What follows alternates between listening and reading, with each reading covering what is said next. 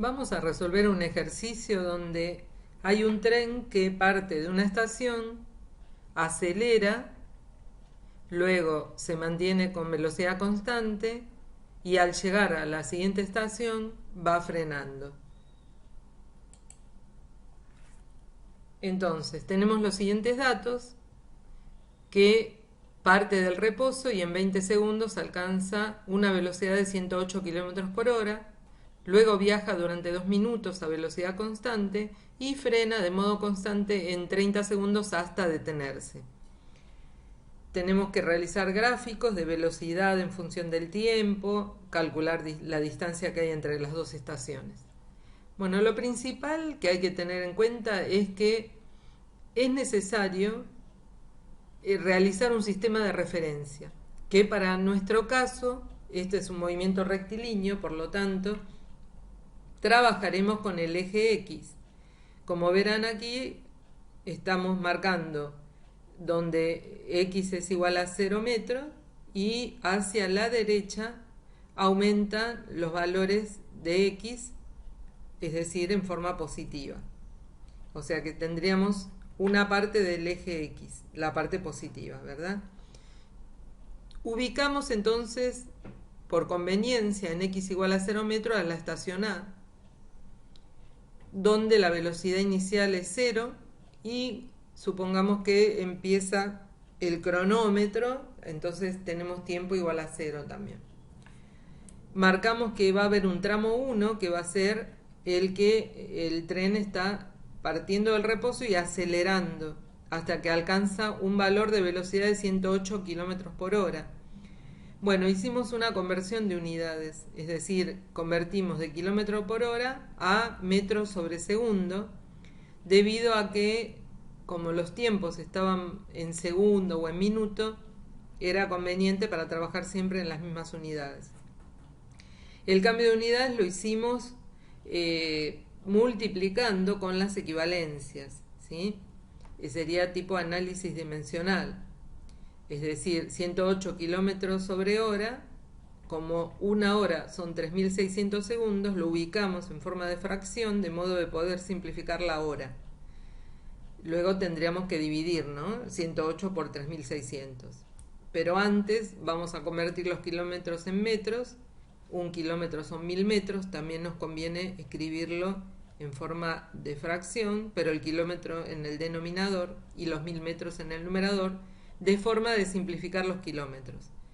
Entonces, 108 por 1.000 dividido 3.600 nos da 30 metros sobre segundo, que sería la velocidad final alcanzada en el primer tramo. Con esa velocidad sigue todo el segundo tramo durante 20 segundos. No, perdón, 20 segundos era el tiempo que tardó en acelerar. Después nos decía que viaja a velocidad constante 2 minutos más, es decir, 120 segundos, que si se lo sumamos a los 20, entonces estaríamos, el tiempo al final del segundo tramo sería de 140 segundos. Alcanza el tercer tramo donde empieza a frenar y eso lo hace en 30 segundos. Quiere decir que el tiempo final va a ser 170 segundos del tercer tramo. Lo que vamos a tener que trabajar es por tramo entonces, ¿sí? Primeramente trabajar en el tramo 1 para averiguar la aceleración y luego el espacio recorrido. Bien, entonces el tramo 1 es un movimiento rectilíneo uniformemente variado porque la velocidad varía, pero es acelerado ya que se está moviendo en el sentido de las X positivas, o sea que la velocidad es positiva, y también lo es la aceleración porque la velocidad está aumentando también. Vamos entonces a la ecuación de aceleración, que es la variación de la velocidad sobre la variación del tiempo. Entonces tenemos 30 metros por segundo es la velocidad final, menos 0 en la inicial, dividido tiempo final 20 y tiempo inicial 0. Bueno, realizando esta cuenta y teniendo cuidado de la simplificación, es decir, el numerador es metro sobre segundo la unidad y el denominador es segundo.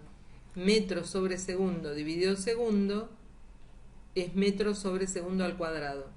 ¿Sí? Ojo, porque estamos dividiendo, no se simplifican los segundos, al contrario, se suman los índices. Bien, entonces ya teniendo la aceleración, vamos a la ecuación horaria de posición, donde la posición inicial es 0.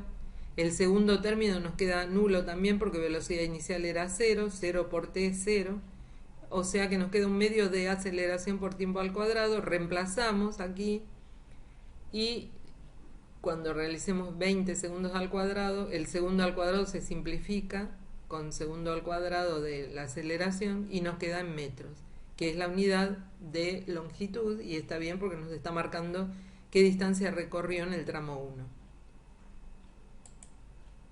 Pasamos al tramo 2, que tenemos un movimiento rectilíneo uniforme, ya que la velocidad es constante. La ecuación horaria de posición es la que vemos aquí. X es la posición final que va a alcanzar el móvil. X inicial es la posición que alcanzó en el tramo 1, que la vimos recién, 300 metros, más la velocidad, 30 metros por segundo, por la variación del tiempo, que sería tiempo final del segundo tramo 140 segundos, inicial 20. Bueno, separando en términos, resolvemos el segundo término, sumamos y nos da 3.900 metros. Es la posición alcanzada al final del segundo tramo. Pasamos al tramo 3, donde el movimiento es rectilíneo uniformemente variado, pero desacelerado, ya que la velocidad sigue siendo positiva, el sentido es hacia los x positivos, pero la aceleración, como está frenando, la aceleración tiene sentido contrario. Cuando velocidad y aceleración tienen sentidos opuestos, el movimiento es desacelerado. Realizamos el cálculo de la aceleración, velocidad final 0, inicial 30, dividido la variación del tiempo del tercer tramo, que es 170 segundos menos 140. Esto nos da una aceleración negativa de menos 1 metro sobre segundo al cuadrado, reemplazando la ecuación horaria de posición, siendo x inicial la posición alcanzada en el segundo tramo, 3.900 metros, velocidad inicial es la que llevaba en el segundo tramo, 30 metros por segundo, por la variación de tiempo del tercer tramo, que directamente puse el resultado, 30 segundos, es la resta entre 170 y 140 segundos, delta t, más un medio de la aceleración, que era menos 1 metro sobre segundo al cuadrado, por, de nuevo, tenemos el delta t al cuadrado, o sea, 30 segundos al cuadrado.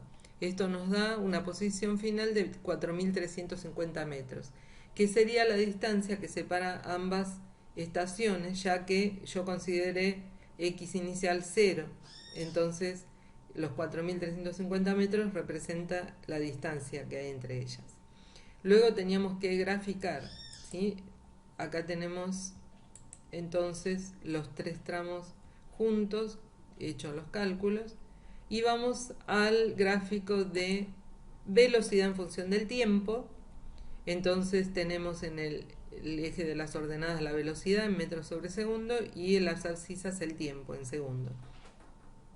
El primer tramo, la velocidad variaba de 0 a 30, ¿sí? Vemos que la pendiente es positiva y la velocidad es positiva, es decir, que la pendiente es positiva porque está acelerando, es un movimiento acelerado, ¿sí? La velocidad aumenta.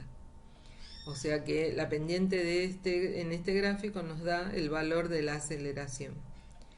El segundo tramo, la velocidad permanecía constante, por lo tanto la pendiente es nula, ya que la aceleración es 0.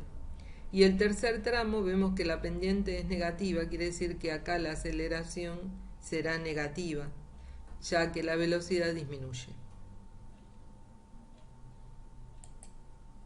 Vamos al gráfico de posición en función del tiempo, eje de ordenadas x en metros, abscisa tiempo.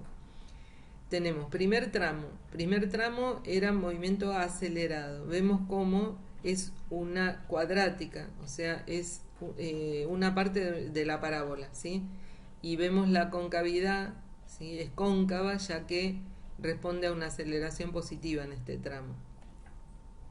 y la pendiente de la recta tangente en cada punto nos da la velocidad instantánea.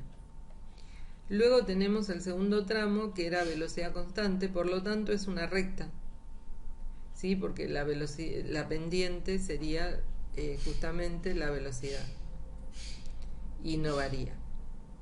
Y el tercer tramo tenemos que la aceleración era negativa, por lo tanto vemos cómo es convexa en este caso, y en cada punto también la recta tangente a esa curva representa la velocidad instantánea. Por último nos queda el gráfico de aceleración en función del tiempo, que tenemos en el primer tramo era 1,5 metros sobre segundo al cuadrado, positiva. A los 20 segundos la aceleración era nula hasta los 140, y luego cuando comenzaba a frenar el valor era -1 durante 30 segundos. Bueno, acá finaliza el ejercicio. Espero hayan entendido.